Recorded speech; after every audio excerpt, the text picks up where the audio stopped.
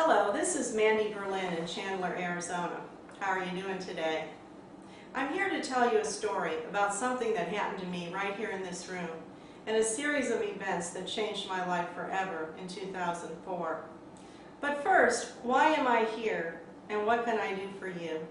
I'm here to give you hope and a real understanding that there's more to life than what we see and more to death than what we see.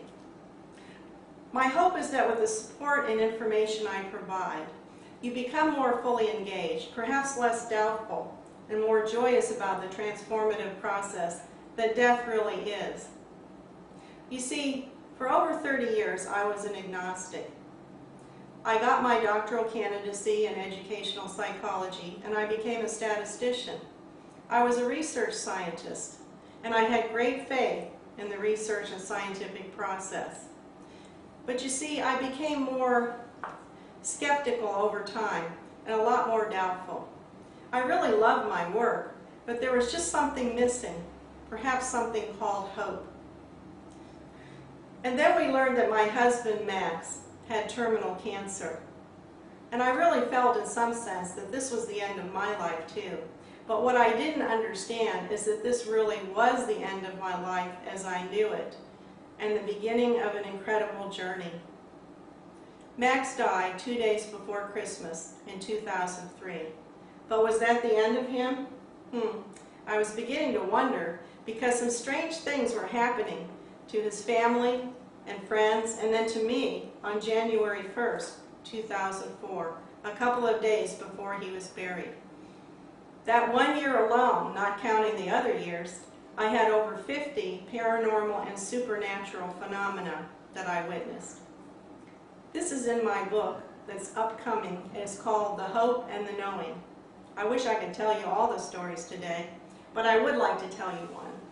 And that was on August 29th, 2004. I was getting ready to go to England. I'd never been there before, and it was Max's home country. And so I was sitting in the living room fixing my jewelry, and I pulled up a bin and pulled out Max's Turkish wedding ring. And I thought, I wonder why that's there. But then it got me to thinking about my ring and how I had put it in his treasure chest with a rose before he left. And I started crying.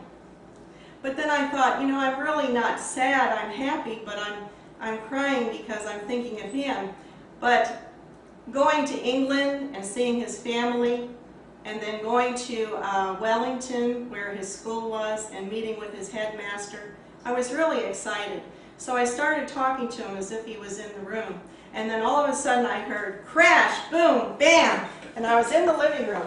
And I got up and I started walking this way, and my cat Tiggy comes running out and her eyes are bugging out of her head, so we both run in here.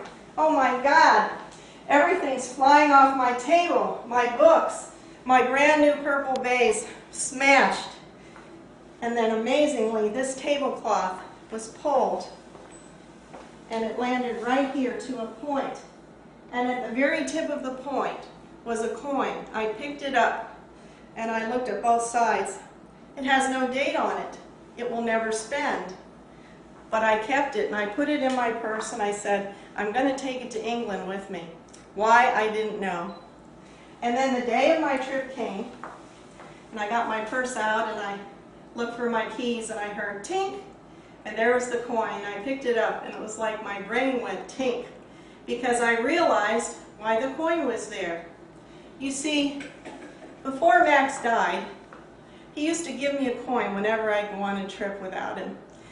And he'd say, take this coin with you, have a wonderful time, and when you come home, bring the coin back to me. That ensures that I'll be with you again, and we'll be hugging and kissing. And it was wonderful. But you see, he was not only saying, have a great time and come home safely. He was saying, when it's your time, come back to me and to all of us, because we're here waiting for you, just as they're all waiting for you. I love that song, Dust in the Wind. It's a beautiful song. But really, we're more than dust. We're energy. Quantum physicists have shown us that we're energy. We continue on.